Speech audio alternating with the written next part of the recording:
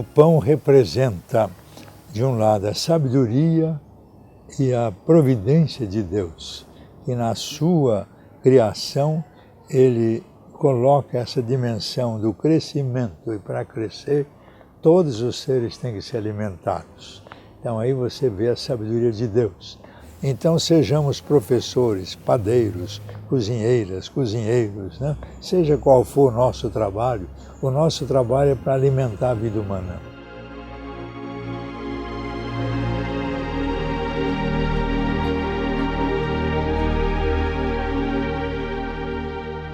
Milhares de anos atrás, descobria-se uma semente que, irrigada, germinava, crescia e produzia em delicados ramos dourados outras sementes.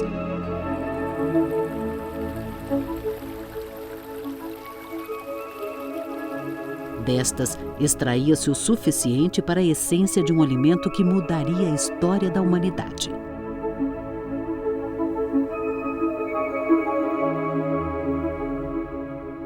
Depois dessa longa fase de milênios de caça e coleta, de nomadismo, em que as pessoas viviam caminhando, elas se assentaram às beiras dos rios e perceberam que as sementes podiam frutificar, gerando frutos que poderiam ser comestíveis. Aí, principalmente aquilo que nós chamamos de cereais, modernamente chamamos de cereais. Esses cereais que eles podiam plantar e colher, era possível que se fizesse uma alimentação a partir daquilo. Então foi isso que nós chamamos de invenção da agricultura. O cultivo de cereais ele variou muito dependendo das civilizações. Em algumas civilizações as mulheres tiveram um papel predominante, principalmente naquelas nas quais os homens continuaram a caçar como uma atividade principal. Entre os grãos de trigo num carregamento havia plantas silvestres de origem indeterminada. Quando em solo estéril derramaram o trigo, apenas vingou o grão silvestre, agora reconhecido. Era o centeio.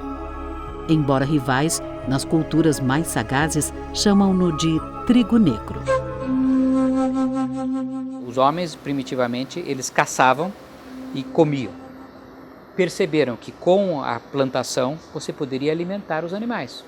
Porcos, depois boi e galinhas. De tal maneira que você tinha animais domésticos que poderiam ser criados durante um certo tempo com esse mesmo tipo de alimento, depois comidos. Então toda a civilização, digamos assim, ela surge em torno da plantação de cereais em diversas partes do mundo. 6 foram as espécies que alimentaram o homem desde as suas origens: o sorgo, a aveia, a cevada e o trigo. A partir do final da antiguidade, o centeio e, finalmente, o milho. Eis que o homem domestica os grãos. O pão está ligado à história da civilização há 6.000 anos. Nenhum outro alimento dominou o mundo antigo, material e espiritualmente, como o pão foi capaz de fazer.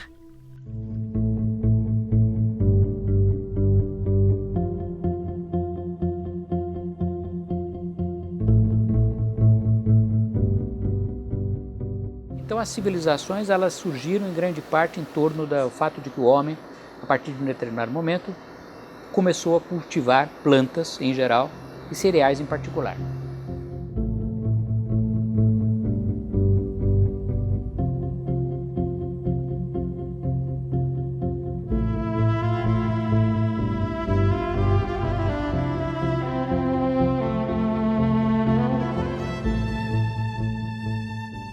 O pão ele é não só comum a todos os povos do mundo, todas as etnias, todo mundo faz pão, não tem um povo que não faça.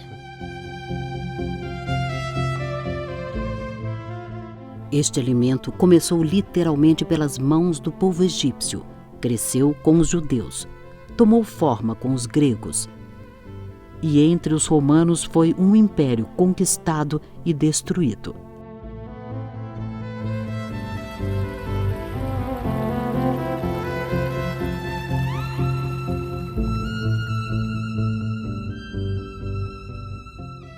E, a despeito das guerras onde foi disputado, A despeito da escolha de seu tamanho, formato, tipo de cocção e ingredientes, o pão é consumido diariamente em todo o mundo. Me alegra muito andar hoje a serviço do pão, né? O pão representa a vida. Na diversidade das culturas, predomina o pão.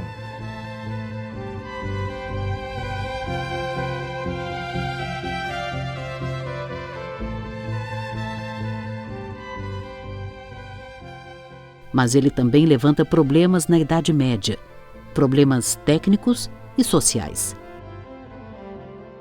Então, uma das reivindicações básicas dos trabalhadores desde lá do Egito Antigo, passando por períodos da Idade Média, Idade Moderna, nós temos a reivindicação do pão.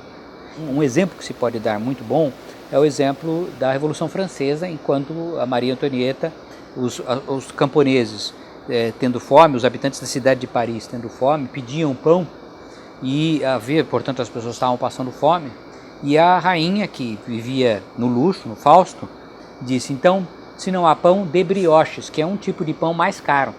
Evidentemente que as pessoas, se não tinham pão, muito menos teriam brioche.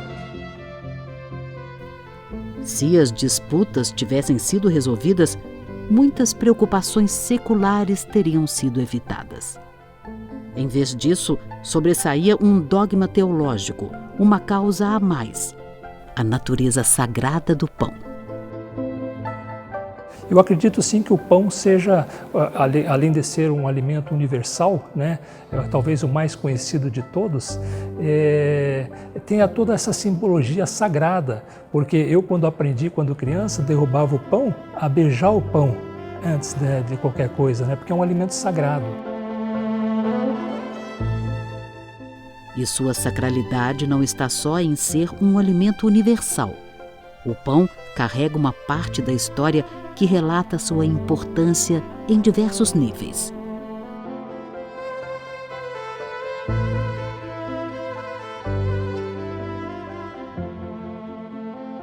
Para o dia a dia, o cereal passou a ser uma moeda de troca, porque então você pode medir, digamos assim, no dia a dia, quanto de cereal equivale um trabalho uma jornada de um trabalhador, ou uma cabeça de gado, quanto que isso equivale em termos de cereal.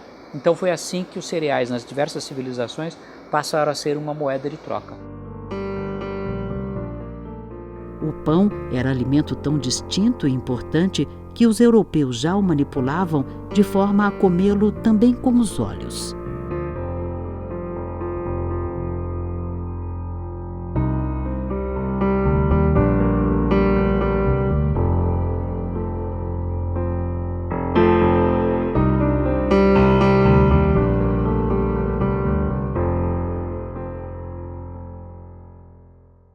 O pão, ele tem uma característica muito interessante, que é o fato de que ele permite que possa ser dividido, compartilhado. De início, em muitas civilizações, em vez de se comer pão, se comiam uma espécie de sopa ou papa. E essa sopa ou papa, ela tem que ser tomada em pequenos vasos. Então ela é individual. Enquanto que o pão, que foi uma invenção um pouco posterior, porque ele exige forno, cocção. Então, ele exige um pouco mais de tecnologia, de investimento, mas, por outro lado, ele dura mais, porque ao ser assado, ele tem uma durabilidade maior. Mas tem uma consequência social importante, que é essa da divisão do pão. O pão é um pão, normalmente os pães nessas grandes civilizações são pães grandes, que são divididos e que serviam de elemento central de uma mesa, a refeição. Então, ele desde tempos então antigos, ele é o grande elemento congregador da família e de festas, de comunidades, que as pessoas em torno do pão fazem a sua sociabilidade. Então o pão se consolidou pelos séculos como sendo aquele elemento da sociabilidade nas sociedades. Disseminado em todas as culturas ao redor do globo, é um alimento que não discrimina. Entra em casebres humildes e casas de pau a pique e transita por palácios adornados de ouro.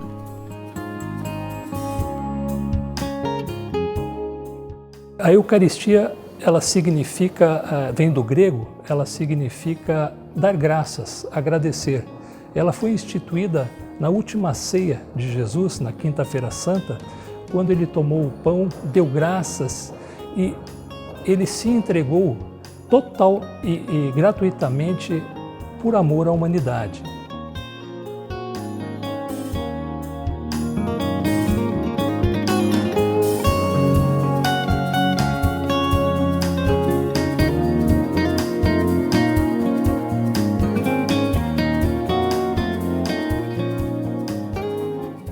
Estando para ser entregue, abraçando livremente a paixão, ele tomou o pão, deu graças, o partiu e o deu a seus discípulos, dizendo: tomai todos e comei, isto é o meu corpo que será entregue por vós.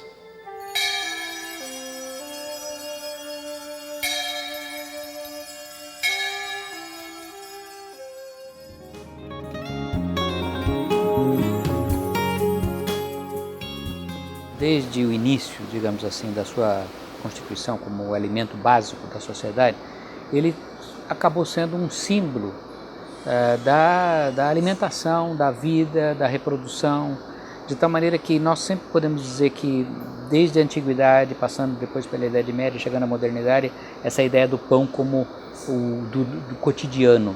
Daí, né, da oração, né, do Pai Nosso, que é dar o pão nosso de cada dia, quer dizer, a ideia de que é o alimento básico, aquilo que nos faz viver é o pão. Não faz distinção de idade, raça, credo ou ideologia. Alimenta a todos com a mesma energia, sejam os mais famintos ou os saciados.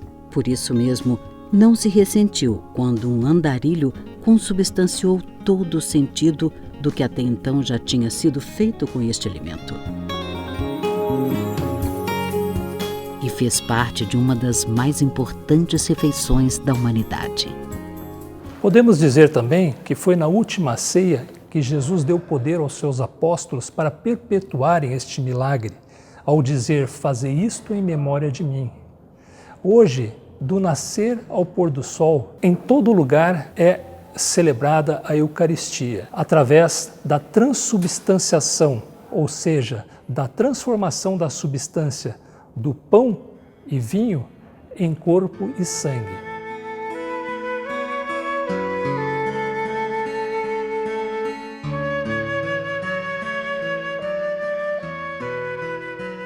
A palavra hóstia significa vítima, ela vem do latim. Em hebreu, o cordeiro imolado, o cordeiro sem mancha, o cordeiro oferecido a Deus em sacrifício. Assim, ocupando o centro da mesa, o pão acomoda-se, agregando as famílias e as comunidades e apaziguando conflitos.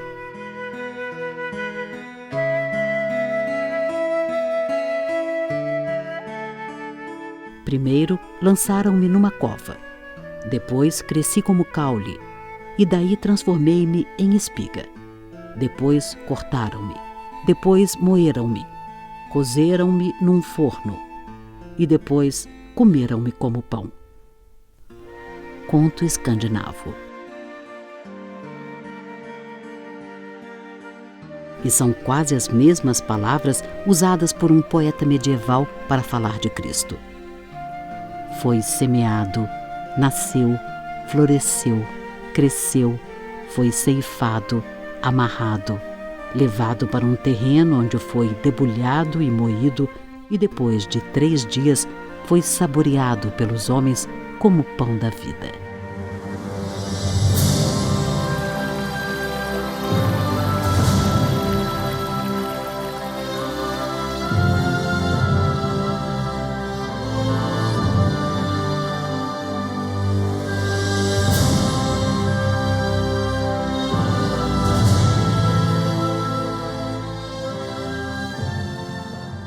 O pão ele se torna assim o principal alimento pelo fato, né, de estar você reunido com a família, conversar, né, e ele faz parte pelo fato de ser a primeira refeição diária também. E isso significa também a união, né, cultural, religiosa do pessoal, né, social. Muita gente indiferente da classe, a gente tem que comer o pãozinho, né? O pão com certeza é um símbolo de união. Um alimento que faz muito mais do que nutrir. Eu não sei se é o principal alimento do brasileiro, mas é o alimento mais simbólico que tem. E que, quando é dividido, torna-se mais abundante. Em suas várias facetas, fortalece o corpo.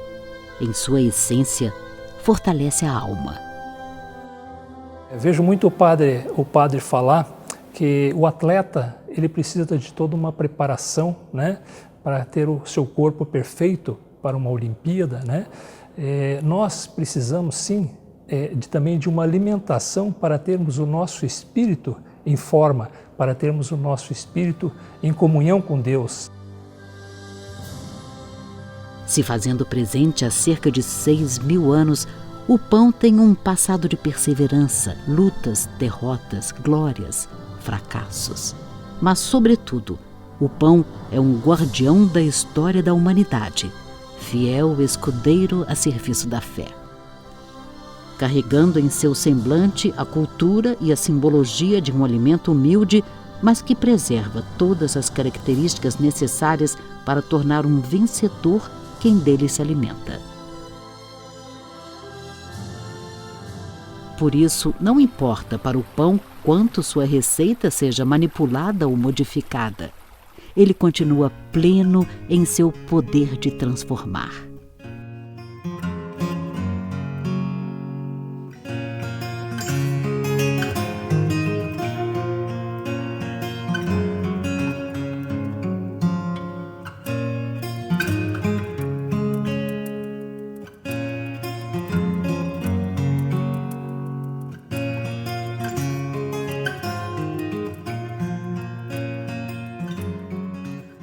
E o profeta diz, quando você tira da boca aquilo que é vida para você, a tua luz brilha, quer dizer, aparece a mulher nova, o homem novo, em que Deus está presente. Há uma visão muito equivocada dos religiosos em geral, eu vou fazer caridade para pagar meus pecados, não. Você não faz caridade para pagar pecado, você faz caridade porque o amor está em você, porque você já é uma pessoa divinizada, iluminada. Então, a imagem de Deus transparece. Cristo se faz pão e dá vida, e você tira da boca aquilo que é vida para que a outra pessoa possa viver. Então, o profeta diz, Isaías 58, quando você faz isso, você está cheio de luz, e nós precisamos de um mundo iluminado.